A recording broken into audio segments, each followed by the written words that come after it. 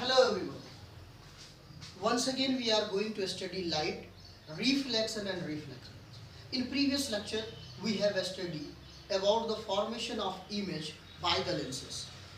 Image का बनना, प्रतिबिंब का बनना, लेंस के द्वारा प्रतिबिंब का बनना हमने पिछले लेक्चर में स्टडी किया। इस लेक्चर में हम लोग रिमेनिंग पार्ट, लाइट के रिफ्लेक्शन के पार्ट के बारे में स्टडी करेंगे। और इसमें है पहला है लेंस का फॉर्मूला निकालेंगे। लेंस का फॉर्मूला क्या होता है, यानी यूवीएफ में रिलेशन। उसके बाद उसका मैग्निफिकेशन, उसको हम आइडेंटिफाई कैसे करेंगे, और उसका जो पावर होता है, लेंस का पावर होता है, उसका फॉर्मूला और उसके यूजेस, और उसके बाद कुछ बचे कुछ न्यूमेरिकल्स जो बचे होंगे उसको हम लोग स्टडी करेंगे। Let us we start. तो सबसे पहला टास्क होगा हमारे पास लेंस फॉर्मूला, लेंस सूत्र। तो इसमें मैं आपको स्टूडेंट्स बता दूं कि लेंस फॉर्मूले को पढ़ने से पहले आपको थोड़ा सा स्टडी करना पड़ेगा चिन्ह परिपाटी के नियम को, लॉज को। जो लॉज आपको बताया गया है प्रीवियस डेज में, प्रीवियस लेक्चर में आप लोगों ने देखा है कि चिन्ह परिपाटी का नियम क्या होता है। अगर आप निर्देशांक ज्यामिति की बात करें तो एक रेखा अगर इस तरह से खींच दी जाए, एक्स एक्सिस और वाई एक्सिस, ठीक है, तो इधर साइड की जो वैल्यू होती है निगेटिव, इधर साइड की पॉजिटिव, इधर की पॉजिटिव, इधर की निगेटिव, ये बात आपको पता है। तो इन्हीं गतिविधियों को हम आगे बढ़ाते हुए स्टडी करेंगे। तो लेंस फार्मूले को यूवीएफ में संबंध भी बोला जाता है, यूवीएफ में संबंध, लेकिन एक वर्ड इसमें लगा रहेगा किसी लेंस में, यूवीएफ में संबंध।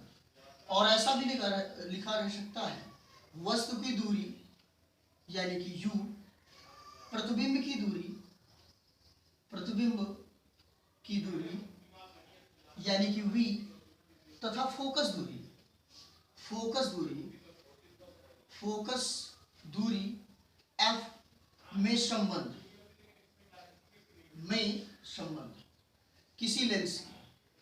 अब इस संबंध के बारे में आप पढ़ेंगे किसी लेंस की। देखिए इसमें किसी लेंस के लिखा रहेगा और प्रीवियस जो लेक्चर था उसमें मैंने जैसे बताया था आपको mirror formula 1/f = 1/u + 1/v। तो वो मिरर फॉर्मूला था, उसमें लिखा रहेगा किसी दर्पण के लिए, किसी दर्पण के लिए यूवीएफ में संबंध होता है। इसमें बताएगा किसी लेंस के लिए यूवीएफ में संबंध होता है। यूवीएफ का मतलब होता है, यू का मतलब वस्तु की दूरी, वी का मतलब प्रतिबिंब की दूरी, और एफ का मतलब फोकस दूरी। तो अब देखिए सबसे पहले आपके ध्यान को प्रीवियस लेक्चर तक पहुंचाने के लिए मुझे दो सिंपल से डायग्राम बनाने पड़ेंगे। आप देख के समझ गए होंगे कि ये क्या डायग्राम्स हैं। ये उत्तल लेंस है और ये अवतल लेंस है, ये प्रिंसिपल एक्सिस है, ये आपका ऑप्टिकल पॉइंट है, ऑप्टिकल सेंटर जैसे आप कह सकते हैं। अब देखिए इमेज जब फॉर्म होता है तो अगर कोई प्रकाशित किरण इस तरह से जाती है तो वो एफ से होकर गुजरती है, और कोई प्रकाशित किरण सी से अगर गुजरी तो वो क्या होती है, सी की ओर ही रिटर्न होती है। वही प्रॉपर्टी जो आप लोगों ने पढ़ रखा है मिरर में, वही प्रॉपर्टी इसमें भी लगेगा। अब देखिए इस तरह से ये आपका इमेज है ओ, ये आपका ऑब्जेक्ट और ये आपका इमेज, ये आपका जो है वस्तु और ये आपका प्रतिबिंब। ये प्रथम फोकस, इसमें थोड़ा सा डिफरेंस करने के लिए एफ डॉट कर देते हैं, और ये द्वितीय फोकस, इसको 2f आप राइट कर सकते हैं, 2f के आगे बन रहा है, ठीक है।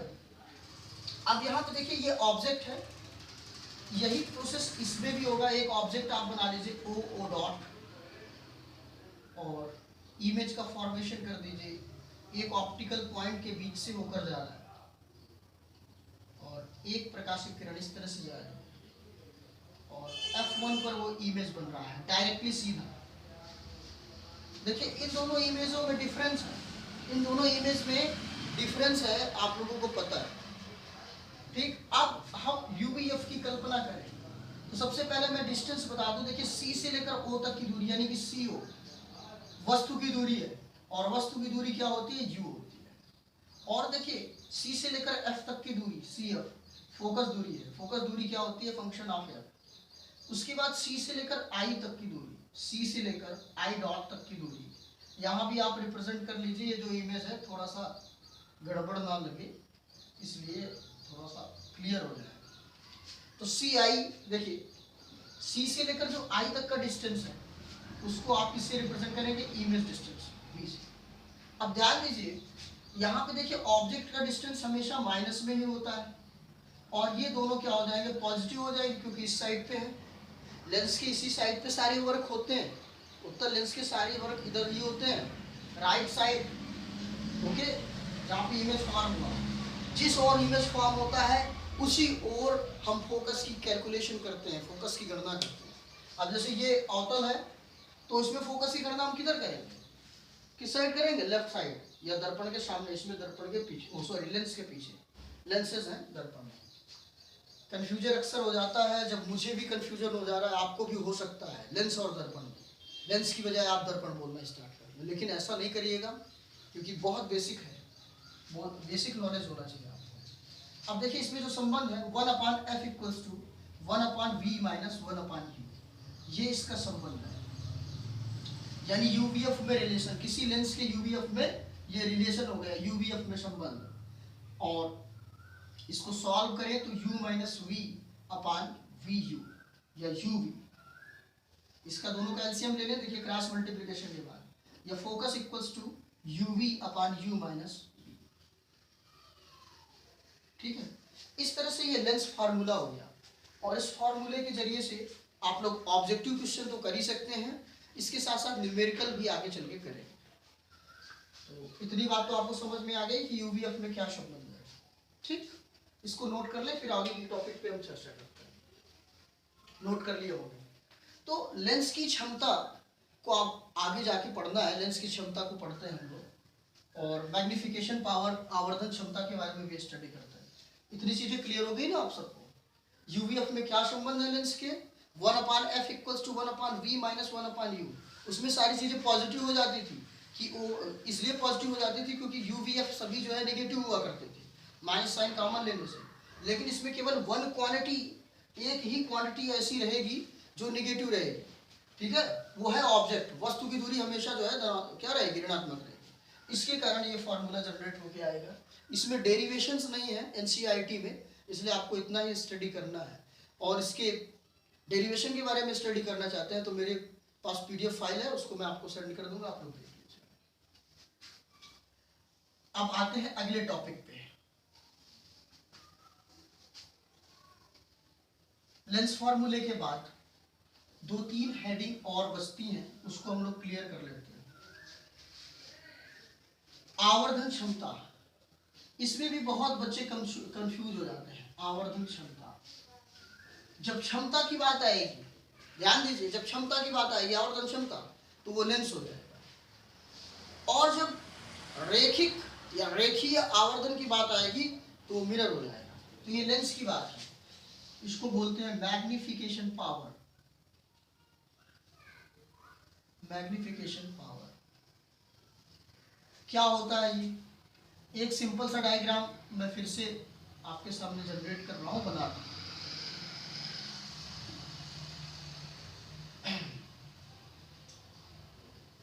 हमेशा देखिए प्रिंसिपल एक्सिस पर पढ़ने के बाद ही लाइन जो होगी टर्मिनेट होगी, ध्यान देना है, एक ओ से होकर जा रही है, एक ई में जनरेट हो रहा है, ठीक है। इतनी चीजें आप आई डॉट ओ डॉट, यहाँ पे एफ डॉट। अब देखिए आवर्धन क्षमता की जब बात करते हैं तो आवर्धन क्षमता क्या है, जैसे कि मिरर में आप लोगों ने पढ़ा था, क्या पढ़ा था, आवर्धन क्षमता क्या होती है, प्रतिबिंब की दूरी, प्रतिबिंब की लंबाई अपान वस्तु की लंबाई, वस्तु की लंबाई। ध्यान से समझने का प्रयास करें। यम बराबर होता है प्रतिबिंब की लंबाई, मतलब आवर्धन क्षमता बराबर होता है प्रतिबिंब की लंबाई तथा वस्तु की लंबाई। तो आप साधारण सी बात कर सकते हैं, प्रतिबिंब की लंबाई तथा वस्तु की लंबाई के अनुपात को, प्रतिबिंब की लंबाई अगर आप डिफाइन करना चाहें, डेफिनेशन राइट करना चाहें तो लिख सकते हैं, प्रतिबिंब की लंबाई, प्रतिबिंब की लंबाई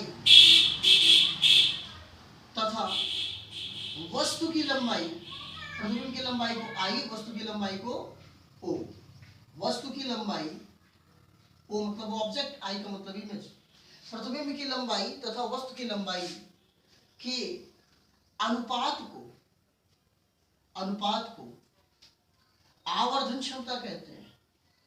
आवर्धन क्षमता कहते हैं। आवर्धन क्षमता को m से व्यक्त करते हैं, उसको मैंने राइट कर दिया इस माने में। आवर्धन क्षमता कहते हैं। यह प्रतिबिंब की दूरी, यह प्रतिबिंब, ध्यान दें, की दूरी तथा वस्तु की दूरी के अनुपात के बराबर होता है, के अनुपात के बराबर होता है। ध्यान दीजिए,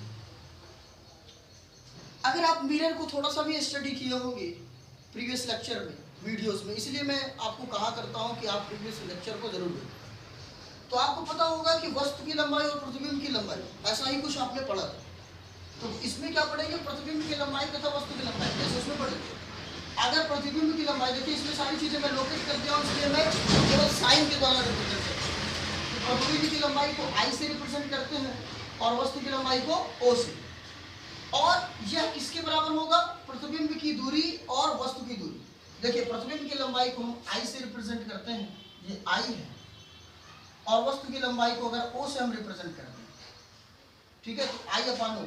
यहाँ पे आप ये भी राइट कर सकते हैं, I I dot upon O O dot, ऐसा राइट कर सकते हैं। वी अपान यू, डिस्टेंस को भी लिख सकते हैं, जैसे वी क्या है, वी देखिए ओ से लेकर आई तक की दूरी, ओ से लेकर आई तक की दूरी। यू क्या है, ओ से लेकर ओ तक की दूरी, यहाँ सी बना लीजिए, जैसे कि डिफरेंस समझ में है, और ये सेंटर भी है। तो इतनी चीजें समझ में आ रही होगी आपकी। अब थोड़ा सा मैं साइन चेक कर लेता हूँ कि साइन क्या होना चाहिए। जैसे कि उसमें आप लोगों ने स्टडी किया था, तो लीनियर जो मैग्निफिकेशन था, कंफ्यूज ना हो इसलिए मैं बता रहा हूँ। लीनियर मैग्निफिकेशन में जो आपने पढ़ा था रेखीय आवर्धन में, तो उसमें माइनस का साइन लगा था, इसमें तो नहीं लगा। रीजन क्या है, चेक कर लेते हैं। देखिए प्रतिबिंब की लंबाई आई, आई क्या होगा, निगेटिव। आई का साइन क्या होगा, निगेटिव, क्योंकि ये प्रिंसिपल, देखिए मुख्य अक्ष से, एक्स अक्ष से नीचे की ओर है, तो ये क्या हो जाएगा, माइनस है। और ऑब्जेक्ट की दूरी, ऑब्जेक्ट देखिए सी से लेकर ओ तक की दूरी, ये क्या हो जाएगा, देखिए लेफ्ट हैंड साइड में है, ठीक, तो सी से ओ नहीं, ओ से ओ डॉट, ये हो जाएगा आपका पॉजिटिव, ये ऊपर की ओर है एक्स एक्सिस की। देखिए चिन्ह परिपाटी के नियम को जरूर स्टडी कर लें। वी देखिए, वी का साइन क्या होगा, वी मतलब प्रतिबिंब, सी से लेकर आई तक की दूरी, ये धनात्मक है। और यू देखिए वस्तु की दूरी, ये ऋणात्मक हो। देखिए अगर इससे क्रॉस मल्टीप्लिकेशन करें तो ये सिंपली आपको गेट हो जाएगा, ये कैंसिल हो जाएंगे एक दूसरे से, क्या हो जाएंगे, कैंसिल। तो इस तरह से थोड़ा सा परिवर्तन करने के लिए इसको म्यू या म्यू आप ना समझ लें, ये वी है और ये यू है, थोड़ा सा चेंज करने के लिए मैंने इस तरह के साइन बना दिए हैं, और जो कि वैलिड है। तो मैग्निफिकेशन पावर, पावर मैग्निफिकेशन, देखिए magnification power equals to I by O, this is equals to V upon U. प्रतिबिंब की लंबाई अपान वस्तु की लंबाई इक्वल्स टू प्रतिबिंब की दूरी बटा अपान क्या हो गया, वस्तु की। तो आपको साधारण शब्द, दो तीन शब्द में अगर याद करना हो तो आप याद कर सकते हैं। आवर्धन क्षमता क्या है, अब पहली बात, आवर्धन क्षमता लेंस में होती है, और यह है प्रतिबिंब की लंबाई तथा वस्तु की लंबाई के अनुपात के बराबर होता है, यानी m equals to I by O equals to V by U. ठीक, इसको नोट कर लें, फिर अगली हेडिंग में बता दें। अब इसी में थोड़ा सा देख लीजिए, लेंस की क्षमता, इसको नोट कर चुके होंगे आप लोग। लेंस की क्षमता, लेंस की क्षमता को बोलते हैं पावर ऑफ लेंस। ये पावर ऑफ लेंस क्या होता है, आप थोड़ा सा ध्यान दें। अगर आप किसी व्यक्ति के साथ लड़ रहे हैं, मेल है तो मेल के साथ, फीमेल है तो फीमेल के साथ, किसी से भी लड़ सकते हैं, घर में मम्मी पापा से भी अगर लड़ाई कर रहे हैं, तो आप थोड़ा सा सोचें, अगर आप उससे मल्ल युद्ध कर रहे हैं तो क्या होता है, जिसके अंदर शक्ति होती है वो जीत जाता है। समझ आ रही बात। अब मैं इसको क्यों बता रहा हूं, इसलिए बता रहा हूं कि जो लेंस होता है, जब प्रकाशिक किरण उसमें पड़ती है तो क्या कर देता है, उसको टर्मिनेट कर देता है, उसको क्या कर देता है, मोड़ देता है, क्योंकि उसके अंदर शक्ति है। तो लेंस की क्षमता को ही, लेंस की क्षमता जो होती है वो क्या है, लेंस के अंदर जो ताकत है, प्रकाशिक किरणों को मोड़ने की जो क्षमता है। अब प्रकाशिक किरणों को मोड़ने की क्षमता को क्या बोलते हैं, अपसरित कर देना या अपसरित कर देना। प्रकाशिक किरण को पढ़ने के पश्चात इस तरह से मोड़ देना, फैला देना, ठीक है, इस तरह से। या प्रकाशिक किरण जब पड़ती है, ध्यान दीजिए, ये उत्तल, ये अवतल हो गया, अवतल में देखिए फैल जाएगी, और उत्तल में देखिए ये आपका इस तरह से है, ये अवतल में फैल जाएगी, और उत्तल में क्या हो जाती है, प्रकाशिक किरण इस तरह से आती है और आने के बाद एक बिंदु पर मिल जाती है। तो ये लेंस का कमाल है, ये लेंस की शक्ति है कि प्रकाशिक किरणों को मोड़ देती है। तो इसमें दो घटनाएं व्याप्त होती हैं, एक अपसरित कर देती है और एक अपसरित। तो आप साधारण शब्दों में लिख सकते हैं कि किसी लेंस के द्वारा, किसी लेंस के द्वारा प्रकाशिक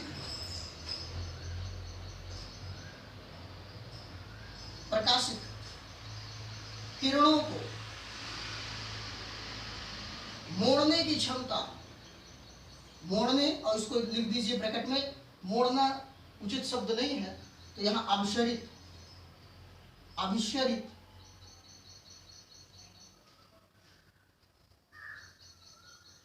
अभिसरित या अपसरित। अभिसरित और अपसरित, कन्वर्ज या डाइवर्ज, प्रकाशिक किरणों को एक बिंदु पर एकत्रित करना या एक बिंदु से फैला देना, ये घटनाओं के बारे में आपने प्रीवियस लेक्चर में पढ़ा है। प्रकाशिक किरणों को मोड़ने की क्षमता, लेंस की क्षमता कहलाती है, लेंस की क्षमता कहलाती है। इसको हम पी से व्यक्त करेंगे, पावर कहलाती है। यह फोकस दूरी के, ध्यान दीजिए, फोकस दूरी के, जो कि मीटर में हो। फोकस दूरी को किससे रिप्रेजेंट करते हैं, एफ से। फोकस दूरी यहां पे लिख लीजिए ब्रैकेट में, जो कि मीटर में हो। यह फोकस दूरी एफ के व्युत्क्रम के बराबर होती है, बराबर होती है। ध्यान दीजिए, मैं सारी चीजों को स्पष्ट कर दे रहा हूं। लेंस की क्षमता का मतलब प्रकाशिक किरणों को मोड़ना, प्रकाशिक किरणों को एक बिंदु से फैला देना या एक ही बिंदु पर क्या कर देना, एक ही बिंदु पर समेट देना। इसी को अभिसरित और अपसरित कहते हैं। अपसरित का मतलब एक बिंदु से फैल जाना, अपसरित का मतलब एक ही बिंदु पर आके मिल जाना। तो ध्यान दीजिए, प्रकाशिक किरणों की जो मोड़ने की क्षमता है उसे आवर्धन क्षमता कहते हैं। क्या कहते हैं, सॉरी, लेंस की क्षमता। क्या कहते हैं, लेंस की क्षमता कहते हैं। और जो लेंस की क्षमता होती है वो फोकस दूरी के व्युत्क्रम के बराबर होती है। लेकिन फोकस दूरी किस में होना चाहिए, मीटर में होना चाहिए। तो हम ऐसे देखिए लिख सकते हैं P = 1/f, लेकिन मीटर में। तो ये इसका फार्मूला हो जाएगा। और इसका जो मात्रक है वो है डायोप्टर। क्या है, D लिख देते हैं, और D का मतलब है डायोप्टर। मेरी बात समझ में आ रही होगी। तो लेंस की क्षमता क्या है, प्रकाशिक किरणों की मोड़ने की क्षमता, प्रकाशिक किरणों को लेंस के द्वारा, किसी लेंस के द्वारा मोड़ने की क्षमता। कोई लेंस कितना प्रकाशिक किरणों को मोड़ता है, किसी लेंस के द्वारा प्रकाशिक किरणों को मोड़ने की, यानी कि अपसरित या अपसरित करने की जो क्षमता होती है उसे हम क्या कहते हैं, लेंस की क्षमता कहते हैं। और यह फोकस दूरी के व्युत्क्रम के बराबर होती है। फोकस दूरी के व्युत्क्रम, क्योंकि ये दूर हटाएगी, फोकस दूरी के व्युत्क्रम के बराबर होती है, वो भी मीटर में। और इसका जो मात्रक है लेंस की क्षमता का वो डायोप्टर है। क्या है, डायोप्टर, जिसे हम D से रिप्रेजेंट करते हैं, कैपिटल। और बाकी जितनी दूरियां हैं सभी दूरियों का मात्रक यहाँ पे मीटर होगा या सेंटीमीटर आप कर सकते हैं। छोटा से छोटा मात्रक सेंटीमीटर, मिलीमीटर कर सकते हैं, और बड़ा मात्रक आप SI मात्रक के रूप में मीटर कर सकते हैं। इसको नोट कर लें, फिर मैं और बचे हुए टॉपिक्स के बारे में चर्चा कर लेता हूँ। देखिए,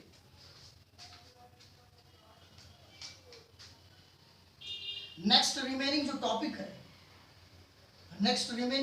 है, उसके बारे में मैं आपको बता रहा हूं। लेंस की पहचान, लेंस की पहचान आप कैसे करें। Identification of lens. आपसे मैं पूछूं कि आप कैसे, आपको लोग कैसे पहचानेंगे, तो आप बताते हैं, क्या बताते हैं? हमारे कार्य से पहचानेंगे। और कुछ लोग बताते हैं हमारे नाम से पहचानेंगे, और कुछ लोग बताते हैं हमें छू कर पहचानेंगे। ठीक है, कुछ लोग बताते हैं हमें देखकर पहचानेंगे, कुछ लोग कहते हैं कि हमें स्पर्श करके पहचाना जा सकता है। तो ठीक लेंस की जो पहचान है वो भी दो प्रकार से होती है, एक उसके गुण के आधार पर और एक उसको देख कर। और देखने का मतलब यहाँ पे स्पर्श करना है, जैसे कि आपने मिरर में पढ़ा था। तो पहला क्या है? स्पर्श करके, बाय टचिंग, और दूसरा स्पर्श करके, और दूसरा हिंदी थोड़ा सा देख भी सकते हैं आप लोग मुझसे, स्पर्श करके, और दूसरा प्रतिबिंब देखना, प्रतिबिंब देखना। ये देखिए इसकी फिजिकल प्रॉपर्टी हो गई। ठीक है, ये स्पर्श करेंगे, छुएंगे, और ये प्रतिबिंब मतलब इसका गुण, इसके अंदर गुण क्या है। तो अगर आप स्पर्श करते हैं, ध्यान दीजिए, स्पर्श करते हैं और बीच में मोटा नजर आता है, स्पर्श करिए किसी भी लेंस को, जो लेंस आप अमूमन यूज करते हैं, ज्योमेट्रिकल बॉक्स में आपको मिलता है, हाई स्कूल के बच्चे ज्योमेट्री बॉक्स जरूर यूज करते हैं। तो उस ज्योमेट्रिकल बॉक्स में एक छोटा सा लेंस रहता है, उस लेंस से आप अक्सर कागज में आग लगाएंगे, उस लेंस को छू के देखिएगा तो बीच में थोड़ा सा मोटा होगा। तो जो लेंस बीच में मोटा हो, ध्यान दीजिए, इसको राइट करना है आपको, जो लेंस बीच में क्या हो, मोटा हो, और किनारे में पतला है, वो क्या है? उत्तल लेंस। और जो लेंस क्या हो, बीच में पतला हो और किनारे में मोटा, उसे अवतल लेंस। ध्यान दीजिए, मैं आपके सामने बना दे रहा हूं, तो देखिए ये उत्तल लेंस है, ये क्या है? उत्तल लेंस। अगर आप हाथ को जोड़ लीजिए, उत्तल लेंस है नहीं, उत्तल लेंस का आकार है, आकृति के बारे में चर्चा कर रहा हूँ, कैसे देख के पहचानेंगे। ये नहीं कि हाथ जोड़ लीजिए तो उत्तल लेंस। ध्यान दें, जब आप हाथ को जोड़ते हैं तो ये बीच वाला पार्ट उभर जाता है, तो ये उत्तल लेंस की आकृति है। और जब आप इसको क्या करते हैं, इस तरह से कर लेते हैं, तो बीच वाला जो भाग है वो दब जाता है, और वह अवतल लेंस की आकृति हो जाती है। कहने का मतलब, चम्मच आपके पास होगा, चम्मच को अगर आप ऐसे कर दें तो वो उत्तल लेंस क्या होगा? उभरा हुआ भाग होगा ना बीच में, उसमें देखिएगा आपका जो चम्मच तो सबके घर में होगा, इस तरह की के क्लाइमेट में, इस तरह के सिचुएशन में अगर कुछ भी नहीं होगा तो चम्मच जरूर होगा स्पून में आप जो है क्या करिएगा, उभरे हुए भाग से अपने प्रतिबिंब को देखिएगा, फैला हुआ नजर आएगा, ऐसा लगेगा कि आपका चेहरा 2-4 मीटर बड़ा हो गया है। ठीक है, देखिए। और यदि चम्मच को पलट दीजिए इस तरह से, और उसमें देखिए तो आपको प्रतिबिंब नजर आए। ये आप प्लेट वगैरह में भी कर सकते हैं। तो मैं स्पष्ट रूप से आपको बता रहा हूँ, ये तो उत्तल और अवतल पृष्ठ की बात हो गई। स्पेशली अगर लेंस की बात करें तो ये कांच का होता है, ठीक, कांच या प्लास्टिक के भी अब बनने लगे। तो उसको जब स्पर्श करेंगे बीच में मोटा होगा तो यह उत्तल लेंस, किनारे में पतला होगा। ठीक है, और अगर बीच में क्या होगा, दबा हुआ रहा, और किनारों में पतला, किनारों में देखिए मोटा, किनारों में मोटा हो जाए और बीच में पतला हो जाए। शेप में कई बार बना चुका हूँ, इसलिए बनाना उचित नहीं है, फिर भी बना दूंगा। तो इसको आप अवतल लेंस प्रतिबिंब देख कर देखिए। अगर बड़ा प्रतिबिंब बनता है तो उत्तल, और छोटा प्रतिबिंब बनता है तो अवतल। क्या? लेंस। बड़ा प्रतिबिंब कैसे? जब आप अपने कॉपी किताब में रखे हुए जो अक्षर होते हैं, रखे हुए नहीं, लिखे हुए, तो उसको अगर आप समीप ले जाएंगे किसके, लेंस की, तो अगर बड़ा प्रतिबिंब बनेगा। कैसा प्रतिबिंब बनेगा? बड़ा, अक्षर बड़ा दिखाई देने लगे।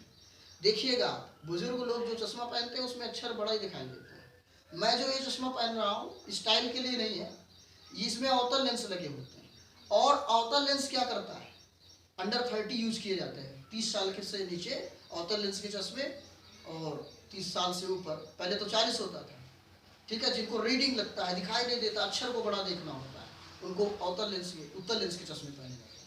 तो जो आपके घर में बुजुर्ग लोग चश्मे पहनते हैं, उससे अगर आप अक्षर को देखेंगे, ज़्यादा प्रैक्टिकल ना करिएगा, आँख खराब, तो देखिए अल्फ़ाबेट्स आपको बड़े नजर आएंगे। जैसे जैसे अल्फ़ाबेट को नज़दीक करेंगे वैसे वैसे अल्फ़ाबेट बड़े नजर आएंगे। लेंस को जैसे जैसे अल्फ़ाबेट के करीब ले जाएंगे वैसे वैसे बड़ा नजर आएगा। और वही उल्टा, अगर अवतल लेंस को आप पास ले जाएंगे तो अक्षर जो है छोटा जो है नजर आने लगेगा। आपके अंदर बड़े क्वेश्चन आते होंगे कि आप सर अवतल लेंस क्यों पहन रहे हैं जब इसमें सारी चीजें छोटी नजर आती है। इसके बारे में मैं चर्चा करता हूँ नेक्स्ट टॉपिक। तो देखिए लेंस की पहचान आप करेंगे दो प्रकार से, एक स्पर्श करके और दूसरा उसके द्वारा इमेज जो बनेगा उसके द्वारा। इसके बाद अगली कुछ टॉपिक्स पे मैं चर्चा कर लेता हूँ जो कि लेसन का फाइनल टॉपिक है। इसके बाद हम न्यूमेरिकल पे डिस्कस करेंगे। लेंस की पहचान के बाद इसका उपयोग, यूजेस। यूजेस भी आप लोग जानते ही हैं। सबसे पहली बात, छोटी चीजों को मतलब स्पष्ट रूप से वस्तुओं को देखने के लिए, जिनकी आंखों से, जिनके नेत्र से स्पष्ट प्रतिबिंब नहीं बनता है, वो चश्मे के रूप में इसका इस्तेमाल करते हैं। लैब में इसका इस्तेमाल किया जाता है। मेडिकल ट्रीटमेंट के लिए चीज़ों को बड़ी अथवा छोटी और स्पष्ट देखने के लिए भी इसका इस्तेमाल किया जाता है, उपयोग किया जाता है। प्रकाश को फैलाने के लिए उत्तल लेंस का इस्तेमाल किया जाता है, यानी कि अभिशरित करने के लिए, प्रकाश को दबाने के लिए, कम उसको स्पष्ट रूप से बनाने के लिए भी इस्तेमाल किया जाता है। अपसरित करने के लिए, अपसरित और अपसरित करने के लिए भी लेंसों को इस्तेमाल किया जाता है। ठीक, इस तरह से आप दो चार उपयोग इसके याद रखें। अब नेक्स्ट जो वर्क है वो रिमेनिंग जो न्यूमेरिकल्स हैं, प्रीवियस न्यूमेरिकल तो आप करेंगे ही, मैं एक दो के बारे में बता ही चुका हूँ, तो जो रिमेनिंग न्यूमेरिकल है उसके बारे में चर्चा करूँगा। तो इससे पहले मैंने आपको एक क्लू दिया था, उसके बारे में बता दूँ। एक्चुअली में हम लोग जो चश्मा पहनते हैं अंडर 30 साल के नीचे जो चश्मा पहने जाते हैं, वैसे तो 40 साल माना जाता है, तो वो अवतल लेंस के चश्मे ज़्यादातर होते हैं। और उसका मतलब ये होता है कि दूर की चीज़ उसको स्पष्ट रूप से नहीं दिखाई देती। ह्यूमन आई जब पढ़ेंगे तो ये क्लियर ज़्यादा हो जाएगा। अगला लेसन है ह्यूमन आइज, मानव नेत्र। तो जो वस्तु होता है, दूर की वस्तु जब स्पष्ट नहीं दिखाई देती तो अवतल लेंस के चश्मों की आवश्यकता है। जो छोटे बच्चे होते हैं उनके अंदर पोटेंशियल ज़्यादा होती है, छोटे का मतलब जो यंगस्टर होते हैं उनके अंदर भी, तो वो जो है दूर की चीज़ों को अगर क्लियर नहीं देख पाते हैं तो उनकी इमेज को कायदे से बनाने के लिए अवतल लेंस की चश्मों का इस्तेमाल करना पड़ता है, जिससे कि वो स्पष्ट और थोड़ा छोटा स्पष्ट रूप से दिखे। अवतल लेंस, और उसके बाद जो ये अवतल था जो हमारे ग्लासेस में लगा है, ये भी अवतल लेंस है, ठीक है, दबा हुआ है ये बीच में। इसके बाद जो उत्तल लेंस की प्रॉपर्टी बनती है उसको बुजुर्ग लोग अमूमन लगाते हैं। उसके पीछे कारण ये होता है कि उनको रीडिंग लगता है, रीडिंग मतलब दिखाई नहीं देते छोटे छोटे अक्षर, तो उनको बड़ा और स्पष्ट देखने के लिए ऐसे चश्मों का इस्तेमाल किया जाता है। ठीक है, क्लूज भी आपका क्लियर हो गया। अब न्यूमेरिकल पे हम चर्चा करेंगे। न्यूमेरिकल से पहले मैंने जितने ओवरऑल फॉर्मूले बताए हैं उसको मैं एक बार ध्यान दिलाना चाहूँगा, उसके बाद हम लोग न्यूमेरिकल पे चर्चा करेंगे। देखिए जो पहला आप लोगों को फॉर्मूला बताया गया था, देखिए सारे फार्मूला को एक बार रिमाइंड कर लीजिएगा न्यूमेरिकल करने से पहले, तो आपको आसानी रहेगी। मैं आपको क्लियर कर दे रहा हूँ। सबसे पहला जो फार्मूला बताया गया था आपको, वो था मिरर फार्मूला। मिरर फार्मूला का मतलब क्या है, शॉर्टली मैं राइट करूँगा, बाकी आप प्रीवियस वीडियो को देखें। यूवीएफ में संबंध, रिलेशन बिटवीन यूवीएफ, मिरर के लिए, दर्पण के लिए, तो क्या था 1/f equals to 1/v minus 1/v, sorry plus 1। आप आगे पीछे भी कर सकते हैं, कंफ्यूज ना होगी, क्योंकि पता है आपको कि योगात्मक जो प्रक्रियाएं होती हैं वो क्रमबद्ध नियम का पालन करती हैं। उसके बाद जो दूसरा फॉर्मूला आपको बताया गया था मैग्निफिकेशन, इसी मिरर के लिए, अभी मिरर पे हम चर्चा कर रहे हैं। मैग्निफिकेशन जो आया था वो I/O equals to minus V/U। और ये क्या है, वस्तु की दूरी और प्रतिबिंब की दूरी का अनुपात है। प्रतिबिंब की दूरी अपान वस्तु की दूरी, ये प्रतिबिंब की लंबाई और वस्तु की लंबाई। और इसके बाद हम आ जाते हैं लेंस पे, जो यूजेस फॉर्मूले हैं जिसके जरिए आप चलेंगे। लेंस में जो है यूवीएफ में जो संबंध की बात की जाती है 1/f equals to 1/v minus 1/u, इस तरह से। इसके बाद इसमें भी मैग्निफिकेशन की बात करते हैं तो I/O इक्वल्स टू U/v/u। तो ये फॉर्मूले का आपको स्क्रीनशॉट जरूर लेना है, क्योंकि ये इस लेसन में यूजेबल फॉर्मूले हैं जिसके जरिए से आप डेवलप करेंगे। इसके बाद आप पावर की बात करिए, सारी डिस्टेंस सेंटीमीटर या मीटर में होगी, 1/f मीटर, और इसका यूज क्या करेंगे, डायोप्टर के। ठीक, इतनी चीजें आप लोगों को क्लियर हो गई, इसको नोट कर लीजिए। उसके बाद हम लोग नेक्स्ट क्वेश्चन पे चर्चा करेंगे।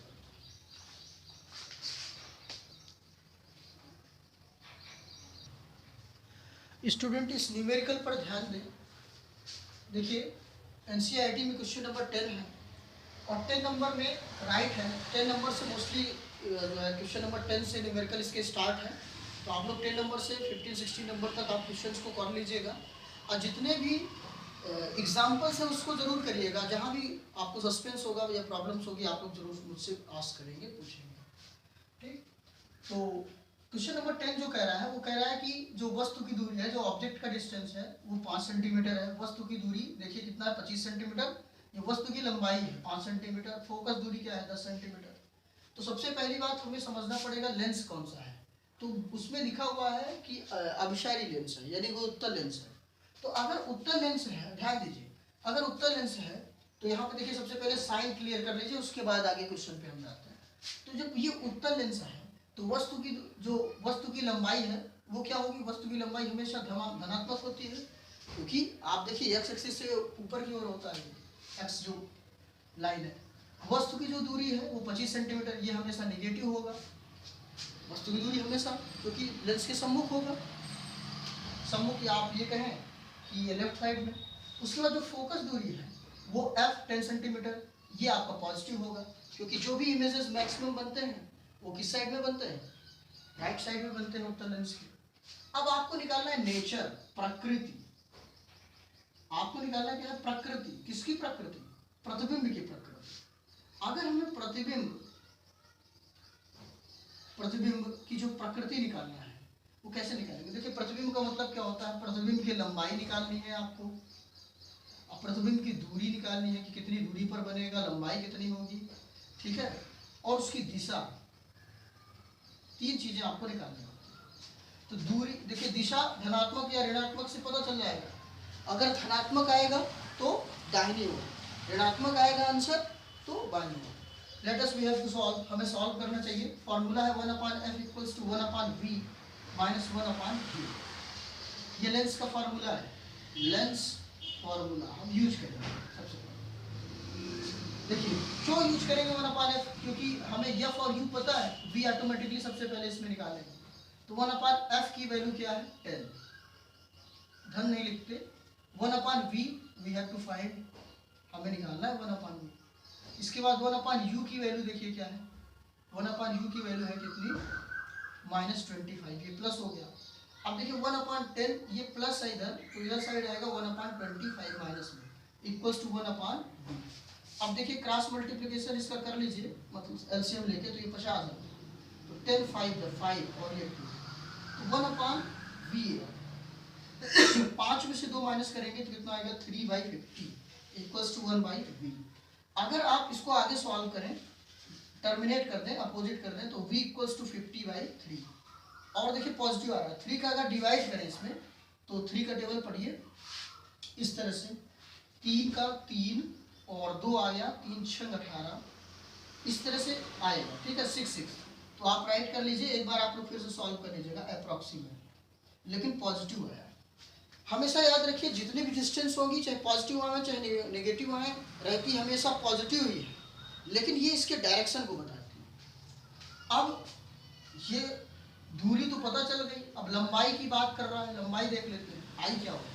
तो हमने एक मैग्नीफिकेशन का फार्मूला पढ़ा था, मैग्नीफिकेशन, वो क्या होता है, I/O इक्वल्स टू -v/u। अब इसका इस्तेमाल हम कर लेंगे, I/O इक्वल्स टू -v/u। अब देखिए I की वैल्यू क्या है, what is the value of I, ध्यान दीजिए, I की वैल्यू हमें फाइंड आउट करनी है। O की वैल्यू कितनी दी है, O का है +5, माइनस v की वैल्यू कितनी है, माइनस v की वैल्यू हम डायरेक्टली लिखते हैं 50/3, जैसे सॉल्व करने में दिक्कत है। और उसके बाद u की वैल्यू कितनी दी है, देखिए u की वैल्यू -25। तो ये माइनस से माइनस कैंसिल हो गया, तो इसका जानते हैं, इसका इससे मल्टीप्लाई होगा, तो I/5 इक्वल्स टू 50 और 50/3 और 3 का मल्टीप्लाई 25 से, तो 25 2 2 बार हो गया। तो I इक्वल्स टू क्या हो गया, अब देखिए 5 ऊपर चला जाएगा, 5/3। देखिए अब ये 5 ऊपर गया तो कितना हो गया, 5 2 10। अब ये अगर इसका डिवाइड करिए, 3 3 9, इस तरह से इतना आ जाएगा सेंटीमीटर। तो देखिए सारी चीजें धनात्मक है, सारी चीजें क्या है, धनात्मक। तो आप लिखेंगे जो प्रतिबिंब बनेगा, प्रतिबिंब कैसा बनेगा, प्रतिबिंब लेंस के पीछे क्यों बनेगा? क्योंकि धनात्मक है। पीछे 16.67 सेंटीमीटर की दूरी पर 3.33 अप्रोक्सीमेटली है सेंटीमीटर की लंबाई का बनेगा, की लंबाई का बनेगा। पूरा डिटेल वही लिखना होता है, ठीक। आंसर अब फिर से एक बार मैं आपको रिमाइंड करा दूं। देखिए क्वेश्चन है, क्वेश्चन मैंने एनसीईआरटी की बुक से देखा है और राइट किया कि एक उत्तल लेंस है जिसमें वस्तु की लंबाई 5 सेंटीमीटर है, वस्तु की दूरी 25 सेंटीमीटर है, फोकस दूरी 10 सेंटीमीटर है। प्रतिबिंब की प्रकृति ज्ञात करना है तो सबसे पहले आप यूवीएफ का फॉर्मूला लगाएंगे और वैल्यू रखेंगे। वैल्यू रखने के बाद देखिए हमने सॉल्व किया 1/10 इक्वल्स टू 1/v प्लस 1/25 25 इधर 75 कर दिया हमने। तो देखिए एलसीएम लिया 50, 5 में से 2 गए 3। अब देखिए उल्टा कर दिया तो 50 में 3 का भाग दिया गया। क्यों उल्टा कर दिया गया? v निकालना था, ठीक है। या क्रॉस कर दीजिए मल्टीप्लाई, या उल्टा कर दीजिए। 50/3 जब आ गया 16.67 डिवाइड करने पर ये रिजल्ट आ गया। अब ये जो 50/3 है इसको हमने एक फार्मूला मैग्निफिकेशन फार्मूला होता है उसमें हमने रख दिया लीनियर मैग्निफिकेशन। I/O मतलब कि रैखिक आवर्धन का लिखा हुआ सूत्र I/O बराबर -v/u। I की वैल्यू नहीं पता है, वही तो पता करनी है। O की वैल्यू 5 और -v की वैल्यू 50/3 और u जो है 25।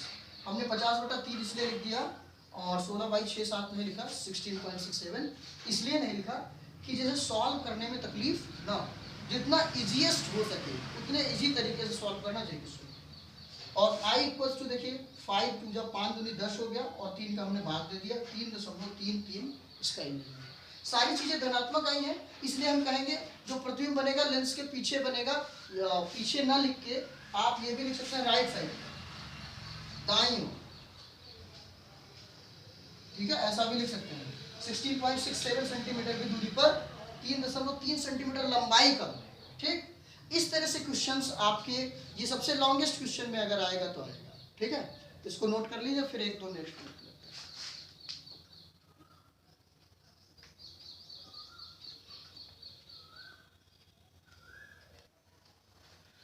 इसमें देखिए इस क्वेश्चन नंबर 10 में इतनी चीजें हमने वैल्यू पाई।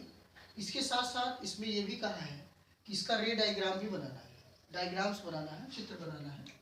तो बहुत इजी है। सबसे पहली बात तो कॉन्वेक्स लेंस है तो कॉन्वेक्स लेंस बना लीजिए, ये प्रिंसिपल एक्सिस बना लीजिए। और इसके बाद देखिए जो ऑब्जेक्ट की डिस्टेंस है वो क्या है 25 सेंटीमीटर। तो 25 सेंटीमीटर पे आप इसको बना लीजिए, ये 25 सेंटीमीटर। कोई नापना नहीं है इसको, ऐसे ही राइट कर देना है। ये ऑब्जेक्ट हो गया, यहाँ लिख जरूर दीजिएगा कि वो ऑब्जेक्ट है, ठीक। इसके बाद देखिए ये काम तो आप कर ही लेते हैं F। इसके बाद देखिए फोकस डिस्टेंस कितनी है, ऑब्जेक्ट जितनी दूरी थी और फोकस डिस्टेंस कितनी है 10 सेंटीमीटर। ये फोकस हो गया 10 सेंटीमीटर, ठीक। और इस तरह से फोकस इधर बना लीजिए, इधर भी राइट कर सकते हैं आप फोकस डॉट के रूप में। इसके बाद देखिए जो ऑब्जेक्ट है वो 5 सेंटीमीटर लेंथ का है और इमेज छोटा बन रहा है। इमेज क्या बन रहा है? छोटा, लेकिन v कितना है 16 पॉइंट, तो अप्रॉक्सीमेटली यहाँ आएगा। तो यहाँ पे इमेज आपका जनरेट हो रहा है। तो एक लाइन तो आपकी इस तरह से जा रही है, ठीक। और जो इमेज जनरेट हो रहा है यहाँ पे अप्रॉक्सीमेटली हो रहा है। ये c को आप बनाएंगे इस तरह से, ठीक, ये c। और यहाँ पे आप इमेज को बनाएंगे। यहाँ पे 2f राइट कर लीजिए क्योंकि देखिए 2f पर नहीं है तो इमेज बड़ा बन रहा है। इस तरह से जहाँ पे इनका क्रॉस होगा वहाँ पे ये इमेज बनेगा और यहाँ पे ये इमेज चलेगा। इस तरह से यहाँ पे राइट कर दीजिएगा इमेज, ठीक। यहाँ पे लिख दीजिएगा इमेज और यहाँ सी राइट कर दीजिए एफ है, एफ है। इस तरह से इसका रे डायग्राम बना लेना है। बेशक बहुत ही इजी है, थोड़ा सा इससे छोटा बनाने का प्रयास करिए, वो भी 3.33 है। थोड़ा बहुत इधर उधर हो जाएगा, दिक्कत नहीं होगी, लेकिन रे डायग्राम ध्यान दीजिएगा ज़्यादातर इसी तरह बनेंगे। और यहाँ पे छोटा बड़ा आपको करना है। इसमें नाप तोल कोई विशेष नहीं होता, नाप तोलने की बात नहीं है कि 25 सेंटीमीटर का स्केल आपको लेके जाना है एग्जाम में, इसलिए आपको डायग्राम कर लेना है ड्रा।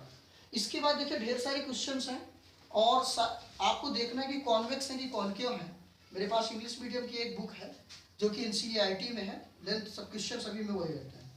एक क्वेश्चन है क्वेश्चन नंबर 13, देख लीजिए, जो कि थोड़ा अलग है। बाकी 11 12 सब वही क्वेश्चन है, रीड कर लीजिएगा, जहां दिक्कत है वो बताइएगा। The magnification produce by the plane mirror +1। अगर एक प्लेन मिरर है और +1 वो कर रहा है, क्या कर रहा है, एक मिरर है वो +1 जो है मैग्निफिकेशन प्रोड्यूस कर रहा है। तो व्हाट डज द मीन, इसका मतलब क्या हुआ? इसका मतलब ये है कि वस्तु की दूरी और प्रतिबिंब की दूरी बराबर है, वस्तु की लंबाई और प्रतिबिंब की लंबाई भी बराबर है। अगर धनात्मक है तो इसका सीधा सा मतलब है वस्तु की दूरी और प्रतिबिंब की दूरी दोनों बराबर है। भाई 10/10 करेंगे तब तो +1 आएगा, ये -10/-10 करेंगे तब तो 10 आएगा, ठीक है।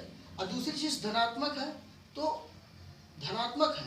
तो ये समझनी चाहिए कि किस तरफ होगा, जिस तरफ पे वस्तु होगा उसी तरफ इसका प्रतिबिंब बनेगा, ठीक। उसके बाद +1 के बाद और भी क्या है कि जो जितनी बड़ी इमेज रहेगी, जितना बड़ा प्रतिबिंब रहेगा उतना ही बड़ा वस्तु रहेगा, ठीक है। इतना आप लिख दीजिएगा, इतना बता दीजिएगा कि आवर्धन क्षमता की अगर ये स्थिति है, मैग्निफिकेशन अगर इतना है। इसके बाद देखिए एक क्वेश्चन और है, क्वेश्चन नंबर 16, सारे क्वेश्चन वही है। देखिए एक लेंस का पावर दिया हुआ है, लेंस का पावर -2, 0 या 2 है। ये किस प्रकार का लेंस है, हमेशा याद रखिए, ये जो कॉनकेव माने अवतल लेंस जो होता है ये धनात्मक होता है, सॉरी ये ऋणात्मक होता है, और उत्तल जो होता है वो धनात्मक होता है, याद रखिए। तो ये माइनस में है तो सबसे पहली बात बता दीजिए कि अगर ये माइनस में है तो ये अवतल लेंस है। एक ऐसा लेंस है इसमें अवतल लेंस लगा हुआ है। और कितनी फोकस दूरी वाला, तो फोकस दूरी निकालने के लिए P = 1/f, तो F = क्या हो जाएगा 1/p, लेकिन मीटर छिपा हुआ है तो मीटर जनरेट होकर ऊपर चला जाएगा, तो यहाँ पे आप लिख दीजिए 100, यानी कि इसको मीटर कन्वर्टिंग करेंगे तो जैसे 2 आ गया साइन में, तो यहाँ 2 बाई क्या करेंगे 100, तो 100 ऊपर चला गया, तो F = क्या हो गया -50 सेंटीमीटर। तो आप लिखेंगे पहली बात तो ये जो लेंस है ये अवतल लेंस है। धनात्मक अगर नजर आ जाएगा तो आप स्पष्ट रूप से लिख देंगे कि यह जो है उत्तल लेंस है, और जो ये मेरा वाला है ये भी अवतल लेंस ही है, क्योंकि ये क्या होगा माइनस में, जो पॉजिटिव होगा वो रीडिंग लगता है, तो उसे बोलते हैं उत्तल लेंस। क्या बोलते हैं? उत्तल लेंस। तो ये अगर माइनस में है तो -2, 0 डायोप्टर दिया हुआ है कि -2 डायोप्टर है, तो ये कौन सा लेंस है? सबसे पहली बात समझ लीजिए, यह अवतल लेंस है। कैसा लेंस है? अवतल लेंस है, और जिसकी फोकस दूरी 50 सेंटीमीटर है। इसके फोकस दूरी क्या है? 50 सेंटीमीटर है। और लेंस की किस ओर? लेंस के दाईं ओर कि बाईं ओर? लेंस के अगर दाहिनी ओर जाएगा तो धनात्मक, तो ये लेंस के बाईं ओर, ठीक है। समझ में मेरी बात आ गई कि माइनस में है तो आप क्या करेंगे, प्लस में है तो क्या करेंगे, ठीक। जितनी चीजें क्लियर हो गई, आप न्यूमेरिकल्स को सॉल्व करिएगा। जहां भी न्यूमेरिकल, देखिए एक जो समरी न्यूमेरिकल था उसको मैंने बता दिया, और भी न्यूमेरिकल्स मैंने पीछे भी थोड़ा सा आपको बताने की कोशिश की है, बताया भी है। तो इसमें ज़्यादातर इमेज की प्रकृति, नेचर ऑफ इमेज पूछा करता है कि इमेज की प्रकृति क्या होगी, ठीक है। रे डायग्राम बनाइए इसका। तो इस तरह से पूरा लेसन एंड हो गया, पूरा चैप्टर ये एंड हो गया। नेक्स्ट लेसन पढ़ेंगे हम ह्यूमन आइज। जिसको भी जो प्रॉब्लम होगा वो शेयर करेगा, कमेंट सेक्शन में जाके कमेंट करेगा, मैं उसको बाकायदा बिल्कुल नियम और तरीके से उसको बताने की कोशिश करूँगा। Thank you for watching me, we meet in next.